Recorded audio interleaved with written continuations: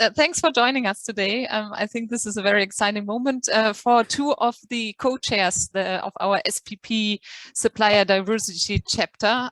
So I think now for a while, Alex and Jamie have been discussing behind the scenes what is the faith of the SPP Supplier Diversity Chapter. And one of the first things that the team wanted to do is inviting you for this launch event where we're currently in. So thanks for taking your time. And I think we have also amazing speakers and also best practice examples and good inspiring insights from all of them. So who are the speaker? If you go to the next slide, Jamie, I think we have also some housekeeping rules. The agenda as well. So speaker of today's meeting is Mayank. He is the founder and CEO of Minority Supplier Development UK, MSD UK. Maybe some of you know him and also the initiative. As well as we have Alexandra Tamo with us, who is Head of Partnerships and Social Procurement at Unilever. And last but not least, to the right, we see Jamie, who is Regional Head of Procurement and Vendor Management, IMEA, and obviously also found a kind of drawing device, if I see it correctly. I don't know. No, it's not me. It's there. Okay. Do you know how to? No, I think if you just move to the next slide, it will be fine. Okay. So SPP, who do not know us, we are quite close to each other, right? So SPP is for procurement, by procurement. So we are not talking from CEO level or CPO level to others, but we are talking from the heart and also from our deepest conviction about procurement as a lever for sustainability, in this case also for supplier diversity. So therefore, thanks for taking your time. Please switch on your camera if this feels good to you, and please leave us with tons of comments, recommendations, whatever you think is adding to the conversation in the chat. And also in the end, we will have opportunities where you can simply unmute yourself and contribute to the discussion. So it should really be a meeting, not a webinar. So we are not educating you, we are meeting you. And we are curious also to learn what are your challenges, what are your expectations, why did you join, what do you want us to co-develop together as a team. So this is more or less the purpose. If we move to the next slide, I think when the team is presenting, so Jamie, Alex and Maya, it would be super if you could stay muted, so allowing them also to present to you.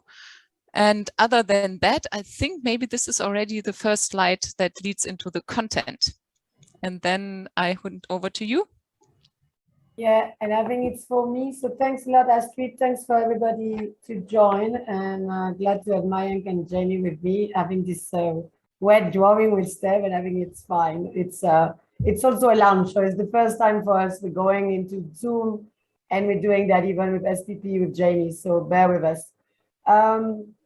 So we're very happy to lead this chapter, and I think the conversation Jenny and I always had was the diverse approach to supply diversity, so the diversity of supplier diversity, and you will hear us, this is really what we want to achieve with this group, because we know that there is very different way of promoting diversity in the supply chain. There is different way of defining and approaching supplier diversity, but I think whatever you define, it's good if you start. We know that the approach is very different according to the country you sit, the geographical scope you have, but also the industry where you are, and maybe also some of the strategic decision or ambition from the company where you sit. So you will hear us talking about minority business, ethnicity minority business of Mayan talk, and the represented group, social enterprise. We also tend to want it to include also much broader scope, such as SME, for example. And we hope this is an ongoing team. We can continue to discuss, debate, and just get better of getting more diverse into diversity. I think it's also, we're here because we really want to be able to discuss some best practice that exists. We also want to do that with you, and we hope you will become an ongoing, member of the chapter, but also aligning with other chapter that exists in the SPP, being in a country or in industry, because we do believe this is also quite a nice way of putting segue between the two. But there is also a lot to be done still, or to be defined, or to be challenged in terms of, measure, definition, tracking, reporting, impact measurement. So I think we also hope that this chapter could really help all of us to influence our corporate strategy and really develop the best measure to have really an impact on the ecosystem of diverse supplier we can all work with and impact. So that's really where we're here and where we will keep us talking about diverse approach to supply diversity. And with that, I think I'm going to hand over to you, Jamie. Thank you, Alex. I think that one thing that you said, which is very much true, is how diverse this topic is. I mean, you can look at it from many, many different angles. But one thing that all of these angles have in common is the idea of creating social impact. And I claim that procurement is very much well positioned to drive this in any organization. If you think about the spend that we manage, and if you imagine how much would be needed out of this spend to create a huge social impact, the reality is that it's not that much. The point how to get there is very difficult. But if we could drive a small percentage of the spend that all of our companies have into social enterprises or diverse suppliers, you name it, the social impact that we can generate is huge. Yeah. And internally, if you have to pitch this, perhaps, you can easily do this because more and more companies, and I have here on this slide a few facts that the Unilever Social Business Group with BCG also have put together in a recent research that they have published. I mean, it does help with your brand strategy. And we know that if we can differentiate our brand or our products, we can also aim for premium products, which usually also mean a premium price or higher margin. So there is a very direct connection between the social impact and the profitability of the company, perhaps. But not only that, we have at Zurich cases of people that have decided recently to join the company because of the social impact or the environmental commitments that we have made. So more and more, this will become a key topic for the HR areas or anyone in a leadership position, not only to attract talent, but also to retain talent. And finally, from my experience, working with diverse suppliers, social enterprises, it helps even boosting the innovation of the company because these companies tend to be much more agile and they force you to move in a much more in a faster pace as well. So you will benefit also from there. But I think that no one better than Mayank is here to explain you the impact that procurement and corporates can generate there. So Mayank, if I can hand it over to you, I will switch slides and then from now on, please tell me when you want me to. Sure. Yeah. Thank you, Alex. Thank you, Jamie, and everyone at SPP for inviting me. Something which is very close to my heart and what I've been passionately driving for last 16 years is about inclusion of everyone. Because if we include everyone, everyone wins. And that's, what Jamie, you mentioned about the social impact that procurement can have, but not only social impact, economic impact it has on communities. It's so crucial for creating a much more fairer society, fairer economies. Good afternoon, good morning, good evening, everyone. My name is Mayank Shah. I'm the founder and CEO of Minority Supplier Development UK, as well as you see another acronym ESDP, which is the European Supplier Diversity Project that we have launched this year. Next slide, please, Jamie. So, Jamie and Alex asked me, okay, explain and start your presentation with what is supplier diversity. And, this is how I see supplier diversity. Especially since last 2 years of pandemic, we have seen growing socioeconomic inequality all around us. And as procurement leaders, your commitment to supplier diversity helps your company and public sector organizations to encourage entrepreneurship in some of the most underserved, underrepresented communities.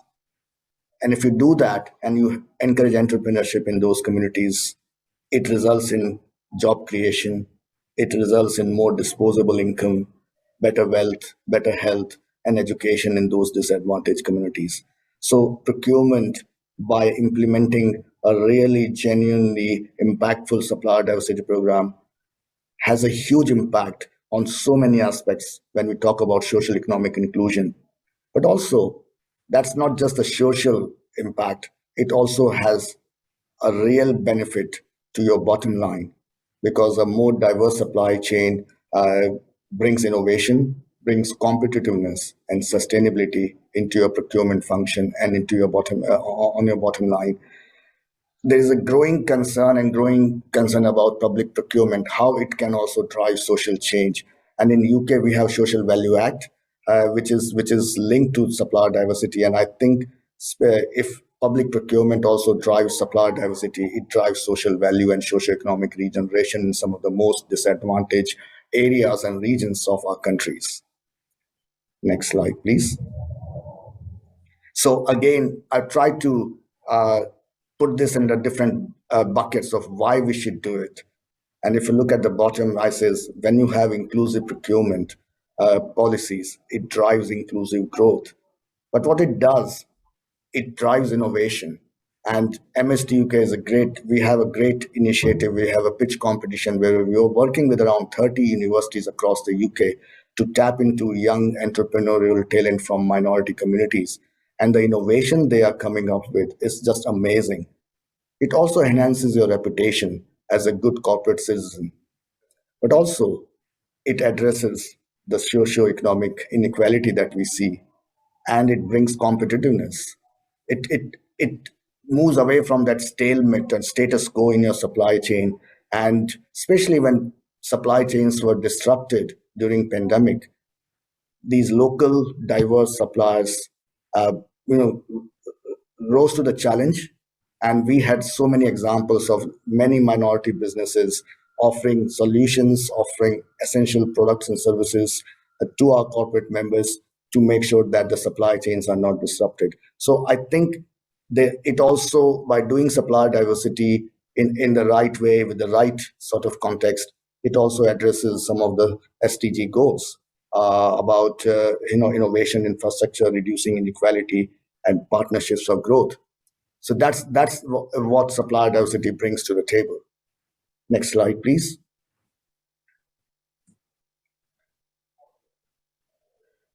And MST UK represents and champions ethnic minority businesses in the UK and Europe. And Jamie mentioned about the social impact and the economic impact. And we did a massive research, one of the largest ever research anyone has done in this country, to understand the economic contribution minority businesses make and contribute to the British economy. And the next slide, I will show you a small video that encapsulates everything that this research report comes up with. So over to you, Jamie. I hope it works. I hope too.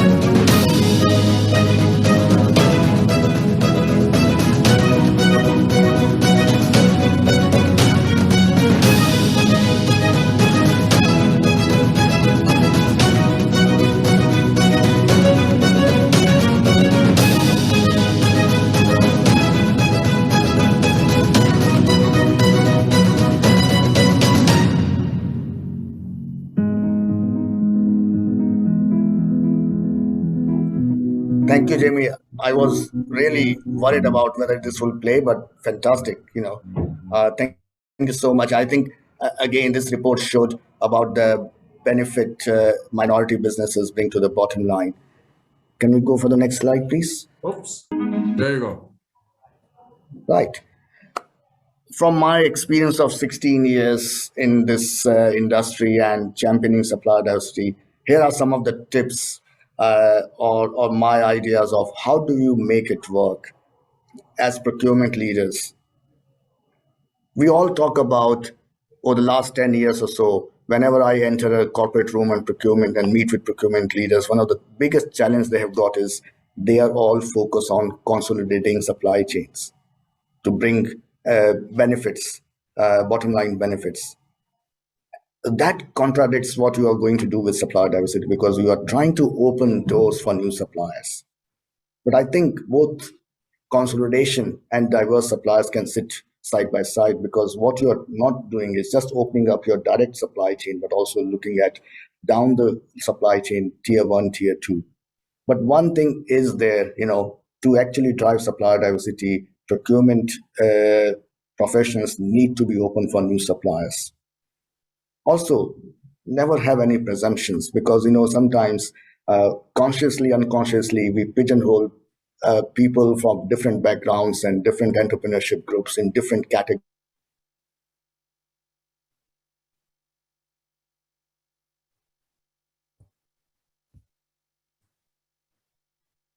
I lost Mayank. Is it only me? Oh, I also lost him. Uh-oh. I think we lost him. Let's give him 10 seconds. He's too close to the He sky. was so happy about the video just before. I don't know what happened. Let's just see if he's coming back. Otherwise, we move on.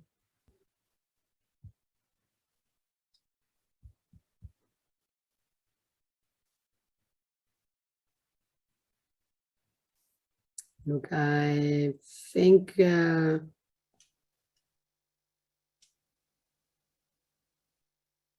it's disconnected. So let's wait a second if he's reconnecting. Otherwise, we move on.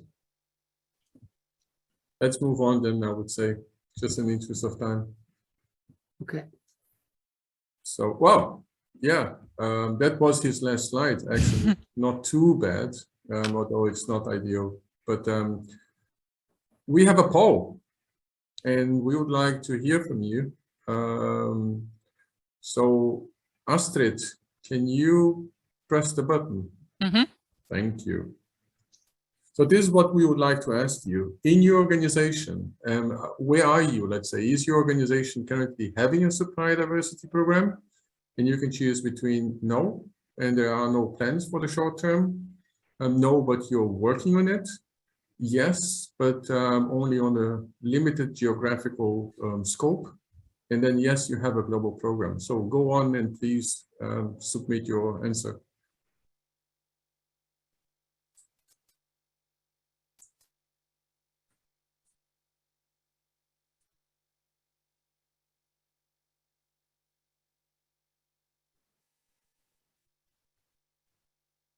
So Astrid, I guess you can see then you can close the poll later and check the results, right?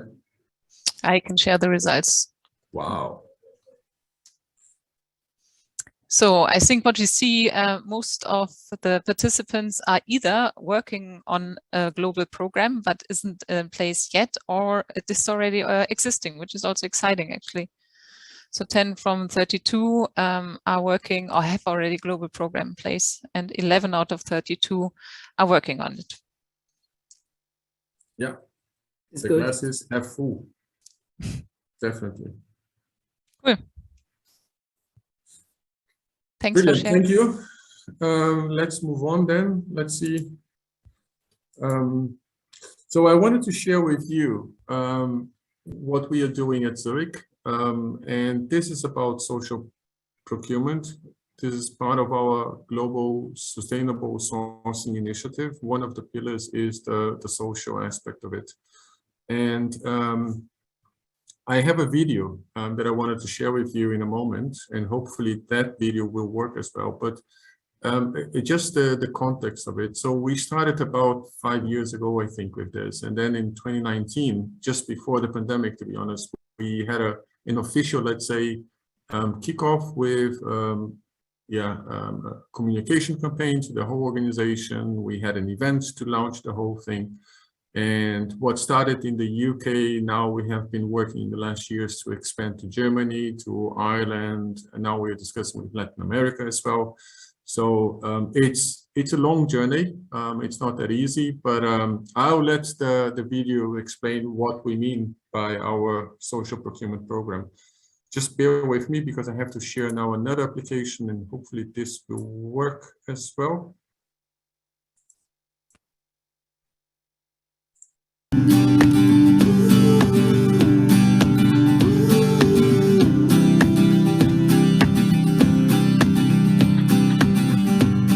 Clarity & Co., we produce soaps and toiletry products. 80% of our staff is visually impaired or have a long-term health condition. At 90 Consulting, we work with large global insurers like Zurich to help them to innovate. And we're called 90 because we give 90% of our profits to charities, particularly those tackling global poverty. And thanks to working with companies like Zurich, we're able to have a positive social impact on our people and communities. At Zurich, we're helping to build a better world simply by changing our buying behavior. That's what we call social procurement. Social procurement is like fair trade. Fair trade helps lift farmers out of poverty by selling certified products like chocolate and coffee. And in Zurich, we are actively embedding social enterprises like Clarity or 90 in our supply chain. So what are social enterprises? Social enterprises are businesses that seek to reinvest or donate their profits to create positive social change. They may also seek to provide work opportunities to those furthest from the labour market. It's business for good, and when they profit, society profits. Here are some more examples. So we are the Wild Hearts Group. 100% of our profit goes to fund the work of the Wild Hearts Foundation. We're particularly focused on providing social mobility opportunities from kids from the lowest income communities and microfinance opportunities for some of the world's poorest people. Auticon is an IT consulting business. We offer a unique service because we only hire people with autism as consultants. And we do that because 85% of the autistic society is without a job. And that's what we'd like to change. These are great causes, but social procurement is not about charity and it's not about compromise. You don't have to pay more or accept a lower standard of delivery. We can achieve both social and commercial objectives simultaneously. In the UK, for example, Zurich have signed up for the Buy Social Corporate Challenge and are buying products and services from social enterprises like Blue Water, who donate 100% of their profits to water aid. But we can do so much more. So let's look for more opportunities in the market to use our collective purchasing power to make a positive difference in the world. Let's change our buying behavior and help change the world.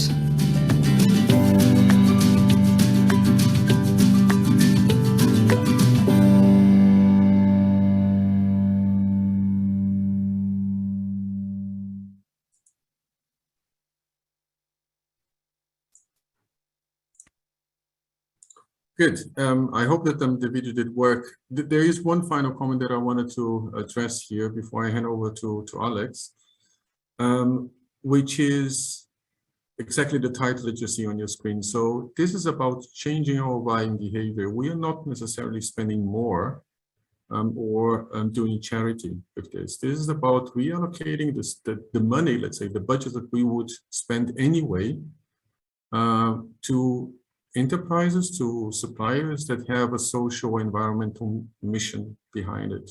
So this is the change of mindset that we want to do internally, and hopefully we'll have more and more companies doing the same as well. So Alex, I will switch slides and let you talk about what you guys are doing at Unilever. Yeah, thanks, Jamie. And good to get you back, Mayank. Funny enough, now you also called Jamie Paiva, so we got two of you. For whatever reason, but glad that you're back. So of course, if you have a question, you can just put something on the chat for Mayank. Mayank is back. Yeah, so wanted to share with you the Unilever program, because you will see that Jamie and I are driving different programs, but with exactly the same impact, and together we're having the same strategy and the same impact. And at one point, this program will be embedded into the different group. So if you would just move to the next slide, in terms of Unilever, what happened is that in January 2021, we committed, part of a bigger social set of commitment, part of our bigger Compass company strategy. We commit to spend 2 billion euros on a yearly basis from 2025 with Supplier for More Diverse Community. You can say, I'm saying this was a commitment that came late, but I think we were very brave, because being late, of going globally. So I think the difference of really the uniqueness of the Unilever program is a global program. And I will tell you that since day one, it's been really operating on a global basis, which come with a lot of challenge and opportunities and need to partner and collaborate with many enterprises. So that's probably the big thing. So if we move to the next slide, this is where we started, because when I designed the global program, we just had a program in North America and in South Africa, and making it a global commitment was it took me and the team probably 6 months to come with a wide definition of the program and what we want to include, and of course, what's the spend we want to commit, because this is now an external commitment, a public external commitment. And Mayank, by the way, has been one of our best allies in defining what we should put in. And this is where we ended up with using a definition, which is a quite well-known definition, well-used definition, because it was born from, I think, program existing in the US and spread in global program, which is this 51%. So it's defining a diverse businesses that is 51% of more, of course, owned, managed and controlled by member of underrepresented group in the country they operate. So we also had a lot of debate and came back to the conclusion that we will consider both certified and self-declared. And I'm very happy, later on to explain why we did that. We made that choice. But you will have company that will make a different choice.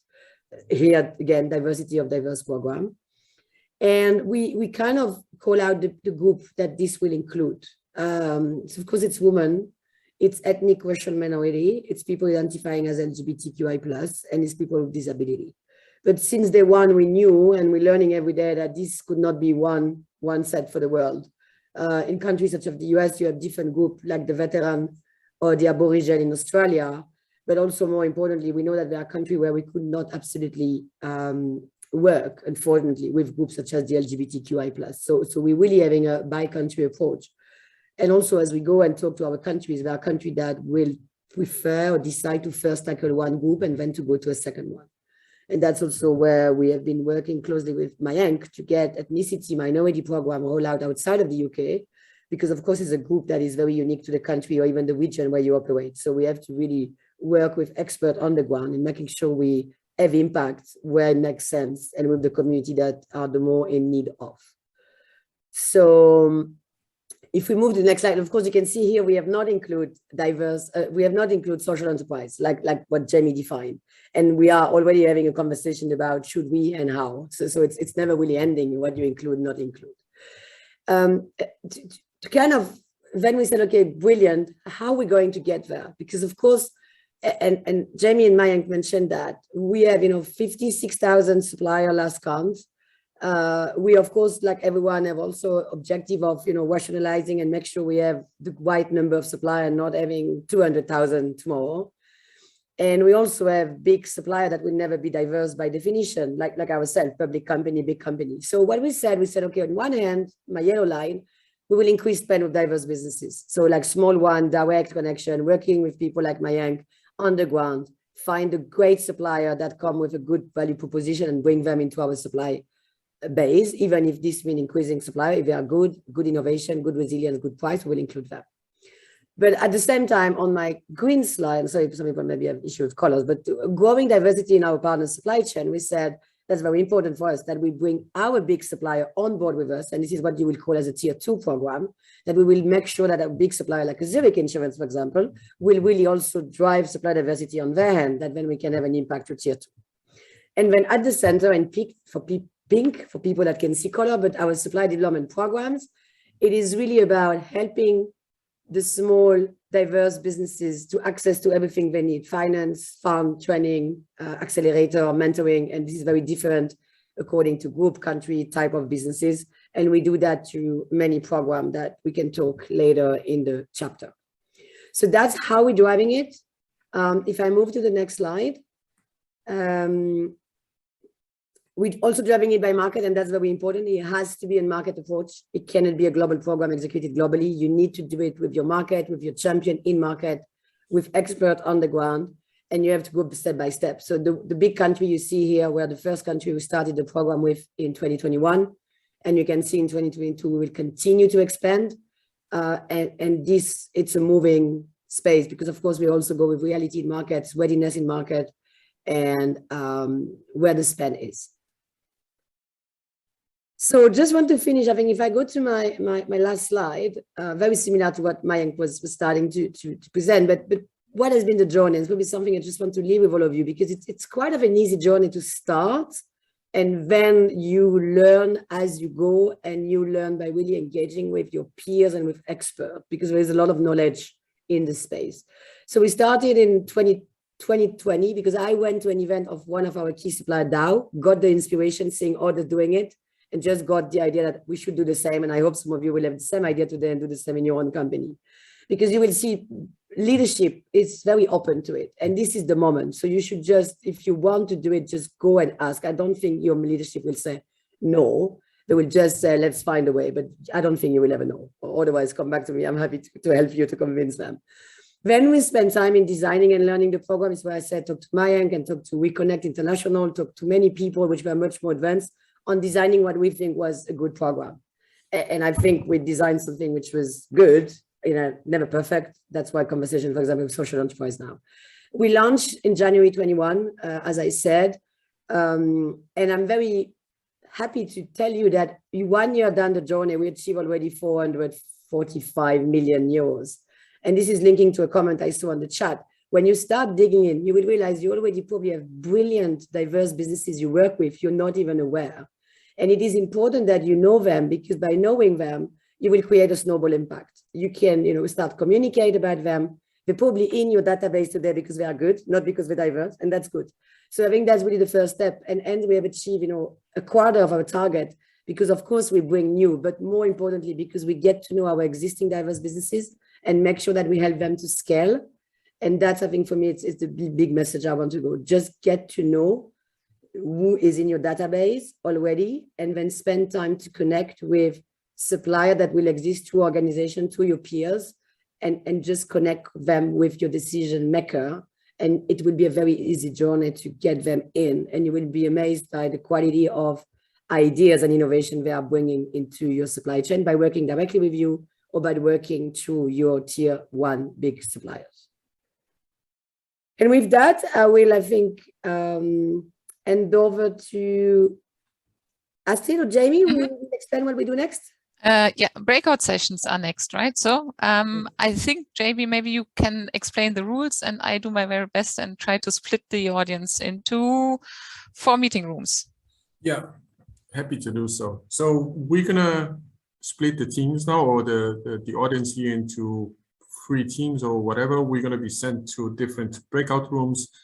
And the idea is that we only have more space perhaps to discuss in smaller groups what we have just heard of, be it from myself, Alex, or Mayank. Also the possibility to, I would like personally to hear from you, what are your experiences so far? And then we reconvene here. Someone in the background, Astrid, perhaps you will make the magic there, and we're gonna be back here. And then we can share perhaps one takeaway from each one of the 3 or 4 breakouts that are the key points, I think, from the audience. Super. So, good. So I pressed the magic button. Bear with me, but soon you should be invited to join a room.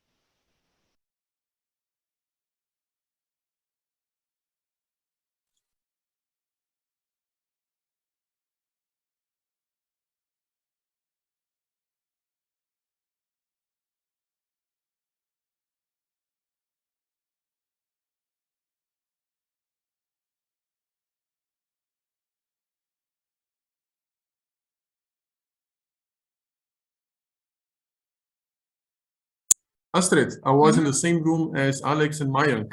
Ah, okay. Beam Good me that up you- somewhere else, please. I think because you share the same name with Mayank. Okay. Okay, let me see.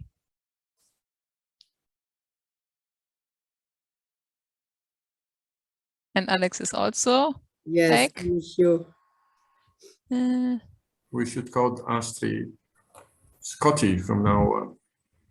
Where do I find it? So, move. So I left Jamie in room 1. So Mayank is in room 1 now. Okay, and I do.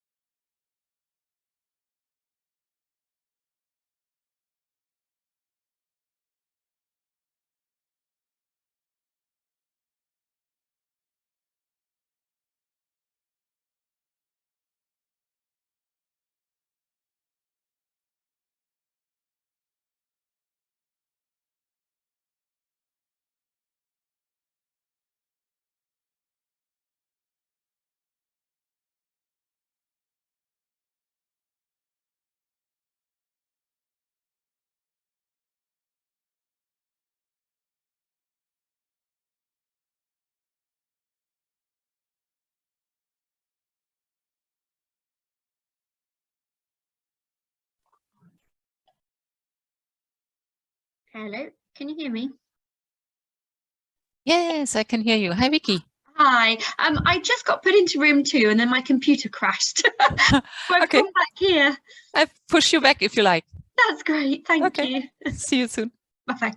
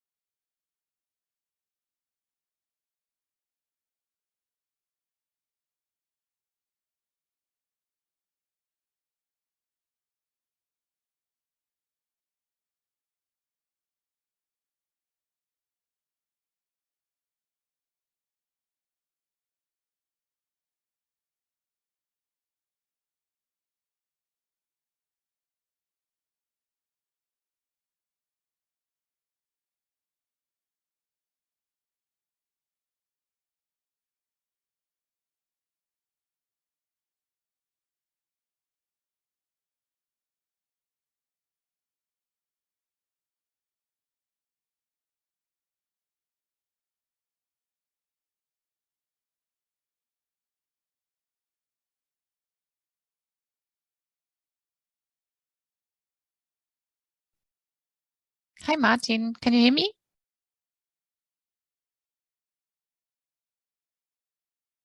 Hello. Hi.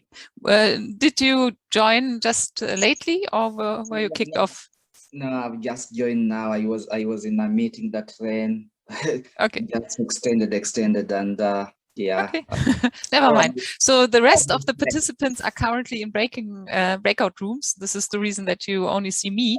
But in 2 minutes, all participants will be back. So I think maybe if you spend the 2 minutes with me, I will call them back, and then we will see. No problem. And actually, that's why I was like, oh, people are in the breakout room. So if I went in, what am I going to say?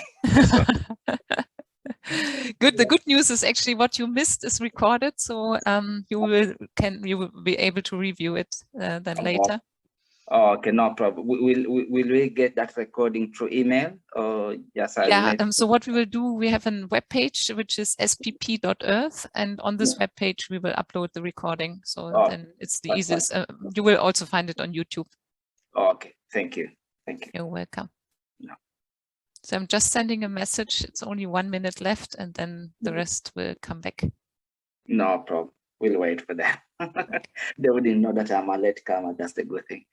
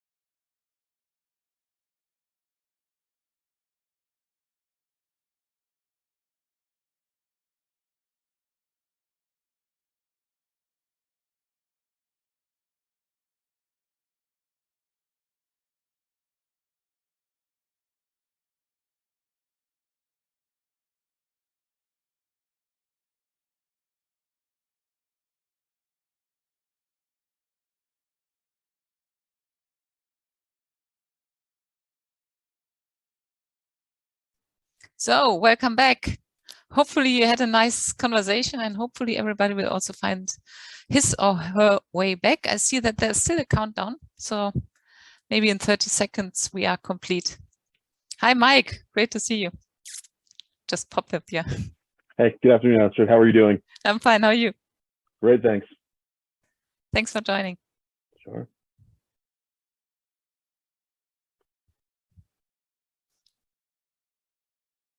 Good. I have 15 seconds.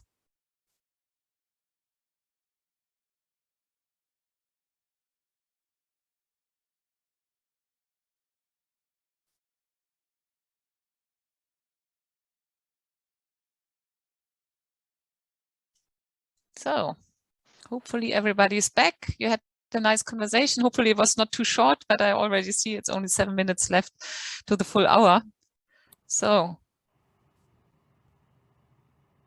who is wrapping it up? Is Jamie back or Mayank? Currently, I don't see. I see Alex. Yeah, I was on mute and I was doing the trick here. So let's continue. Alex, we didn't agree actually on this, so let's improvise a little bit. But we wanted to share with you some of our thinkings of how we want to drive the chapter, and we need to ask for your help as well. So when Alex and we were discussing some weeks or months ago, what are the questions, what are the topics that we have to address, we came with the list. The list is not extensive here, exhaustive, but these are some of the things that we want to do. So we want to create a community, people not only like-minded, but people that are working on similar issues, and then help each other perhaps moving along. And you know, with sorry, I lost my train of thought. With the power that we have, I think this community should be helping us going forward.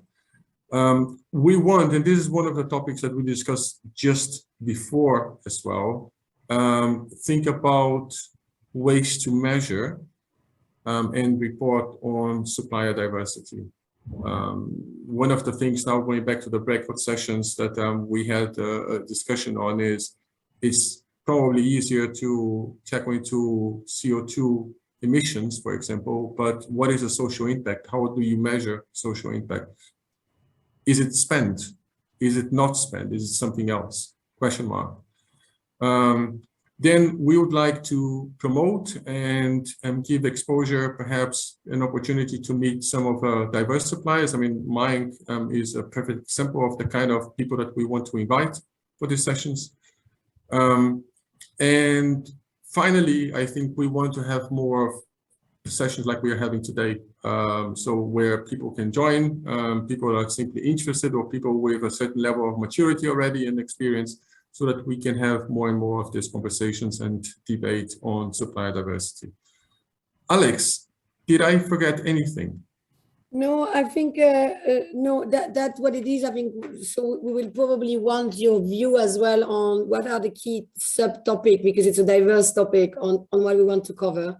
Again, back from the syndicate breakout room, the same conversation happened on how you embed that into a wider agenda, how we embed that into the wider sustainability agenda, and building on what you said, Jamie, how we also learn from the way impact and KPIs are defined on sustainability. So I think that's probably a next topic, but we will be very keen. And I know, Astrid, thanks for posting on the chat to really get your view on what you want to cover. And also have some of you, I had people with a lot of experience in my room that could also come and share with others. So this is just a beginning, and we hope we can have more conversation on specific topic in the next session. Exactly. Thank you. We also, I think that because of the structure of SPP, we would like very much to be involved in helping the regional chapters. So for those of you who are not familiar with the SPP, we have chapters in the UK, in Denmark, in the US, but also by industry like pharma, etc., or even topics like scope 3, for example. So we want to make this chapter interactive and work together with those whenever needed, either having their contribution to this one or us contributing to them. And finally, I think, I'll leave this one with you, Alex, please. Yeah, well, I think you probably already guess. I think what we really want to do is to have probably around 5 people that could join Jamie and I in continuing that chapter, like building the content, helping us in building what are the key topics. So I think we will really love, some of you to just let us know if you are keen to participate into that chapter, and of course participate into the SPP wider ambition and mission. So feel free to reach out maybe to Jamie or myself directly, or Astrid if you have an interest, or if you like, well, I'm not even sure if I want, but why not let me have a conversation first. We're very happy to do that. And you have an email address here as well, you can reach out. Cool. I promised actually also that the audience has time to address some questions. And I saw there was also a lively discussion already in the chat. And there is basically not too much open. There was a discussion ongoing about China and supplier diversity and also certification schemes that are accepted by the Chinese government. It seems that there is not a silver bullet, but at least there are organizations that you may want to check out and see if this is helpful for you. Then there was also the question about the business case, so to say, how can I help to find the real business case when it comes to savings, revenues, and so on and so forth. Thanks also for Michelle, also well known and really a diversity expert for the comment. So there's also in the chat more information and about the business case that you may want to leverage. And the only question that I would see now is, which is left open, is when it comes to the sourcing strategies. So where do you rely on general market data from third parties, or versus the buying populations where they get the information for the RFX themselves? So where do you get the information of diverse suppliers when you want to introduce them to RFP processes? That's a very good question. I'll try to be short in my answer, but it depends. So organizations like MSC UK can be a significant help, or SC UK for social enterprises as well. There are equivalents of them in Germany, in Ireland, in many other places as well. Yunus, that I did share some of their work, is another one. But in terms of RFP and sourcing strategy, one advice that I would give is not to try to focus too much on the strategy or category management of an approach there, because those methodologies might push you in the opposite direction. So think about how you can really make the supply diversity program the strategy, and then start from there. Alex, anything you would like to add? No, look, ultimately you need to match it to what the business wants. So you need to know which are the tender coming, the opportunity coming, and then match existing supplier. I encourage you not to go and just get a database for the sake of getting a database, but we had the case, for example, we go to Mayank and say, Mayank, we need a PR agency, ideally from ethnicity, minority background in the UK, because in 1 month I have a tender, and then Mayank will tell us what he got, because otherwise you're losing traction. So be very clear on what you need and try to really plug them to some innovation need or challenges your business is having. It will make you more successful on getting an additional supplier in your supply base. And that's one thing that we should take away, Alex. I think that how do we build a directory or something similar that people could use in sourcing events? That's actually a good point. Good. I guess we are running a little bit out of time. Promise. This session is being recorded, and also the digest will be shared on spp.earth. So please stay tuned and check it out. And there is so much more going on, right? So, and I think really what you said in the beginning, Alex, the time is now. So if you want to introduce a global program, I think you are really